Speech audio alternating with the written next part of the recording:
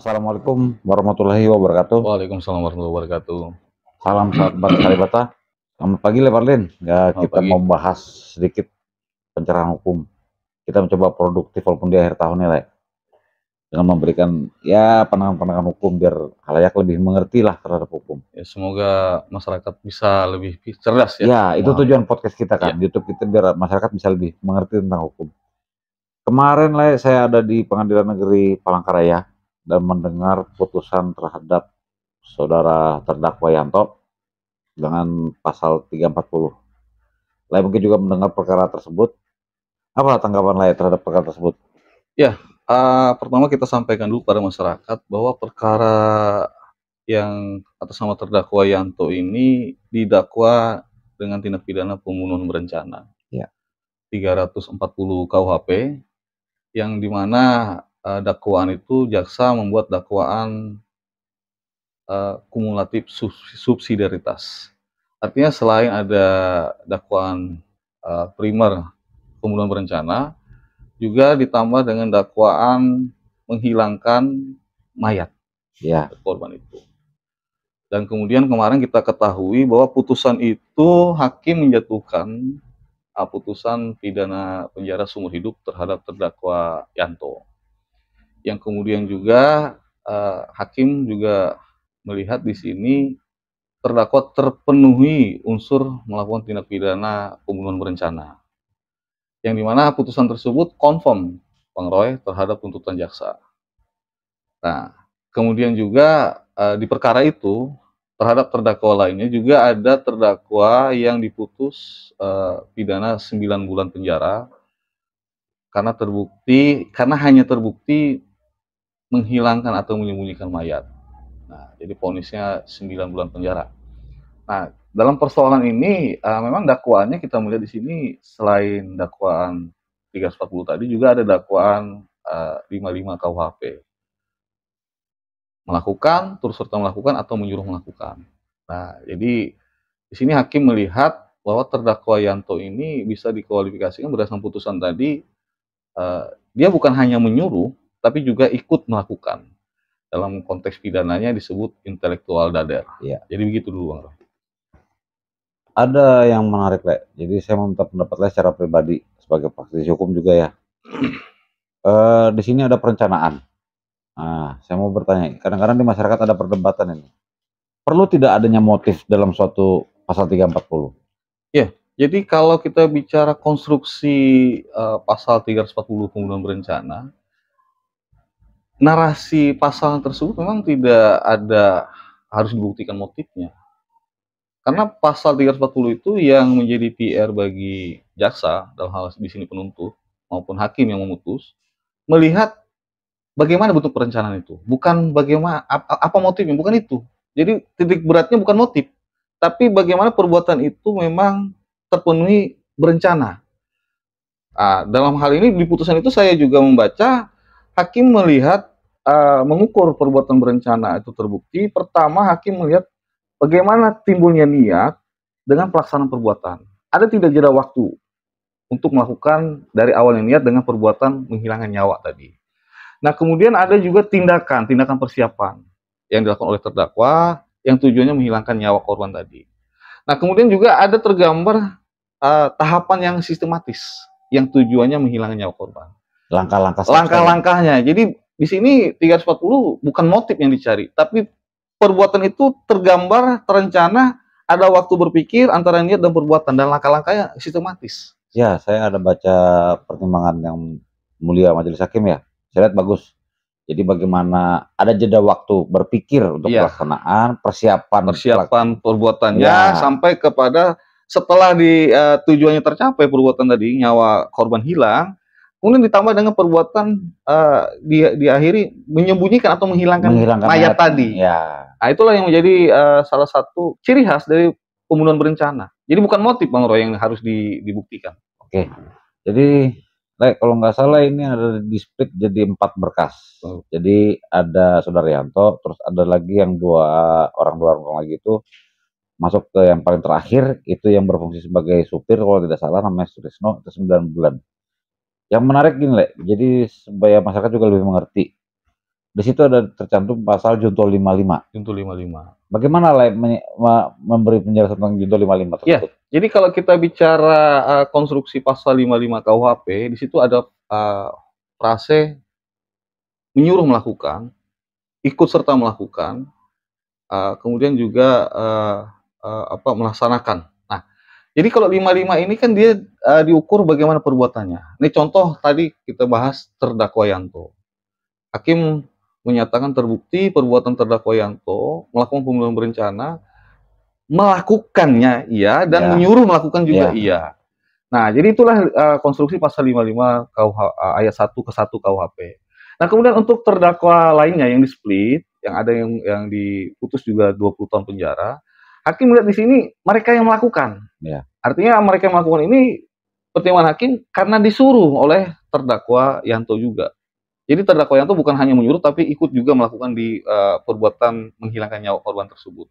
Jadi konstruksi 55 itu bukan berarti dimaknai secara sederhana, tinggal lihat bagaimana perbuatan itu.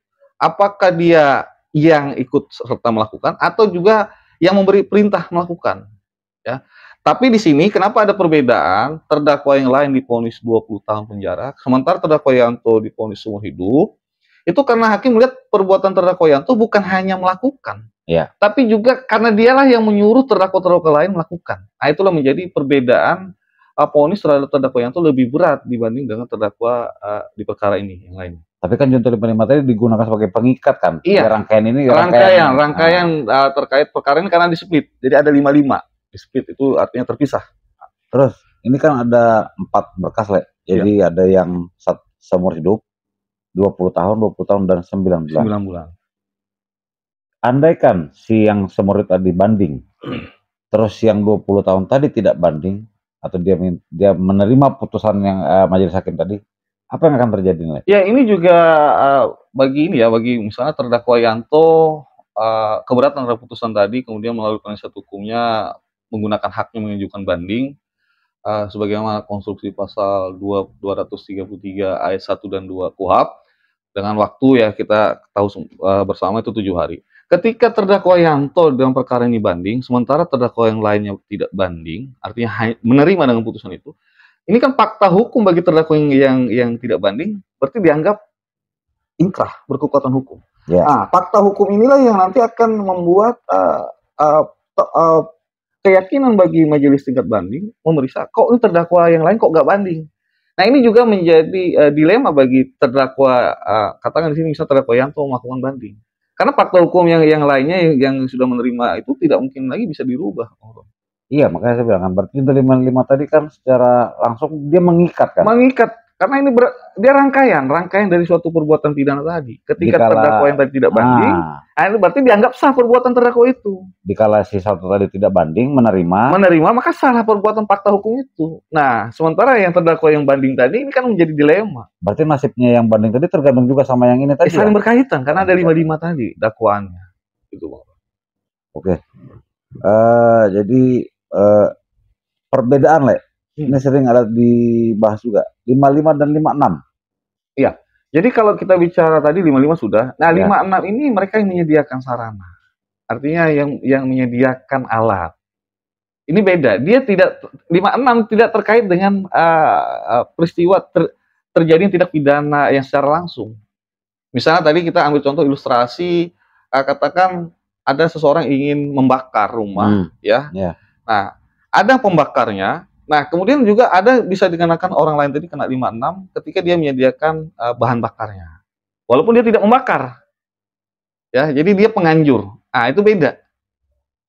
Beda dengan konsep 55. Kalau 55 ini kan bicara di sini ada intellectual dader, ada mad player, ya. Jadi kalau 55 dia langsung terkait dengan peristiwa pidana secara langsung.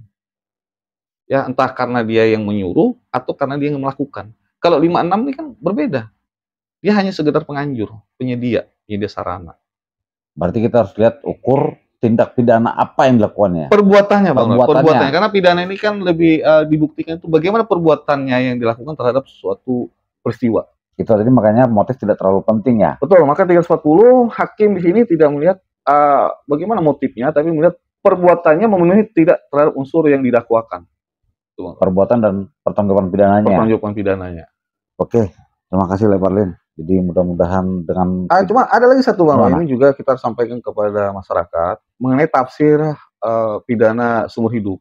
Oh iya, saya Nah, lupa ini itu juga ya. penting. Ada dua perdebatan tuh Le. Jadi ada yang menganggap bahwa itu sampai dia mati, ada yang menganggap juga sesuai umur dia waktu divonis. Iya, makanya tadi. Mana yang mau dipakai? Ya jadi gini, kalau kita memahami pidana seumur hidup, ketika kita bicara penjatuhan sanksi pidana, itu pasal 12 KUHP mengatur pidana itu ada 3 jenis. Ya. Ada pidana penjatuhan sanksi dalam waktu tertentu, ada pidana seumur hidup, dan ada pidana mati. Ya. Nah, ini dulu yang kita pahami.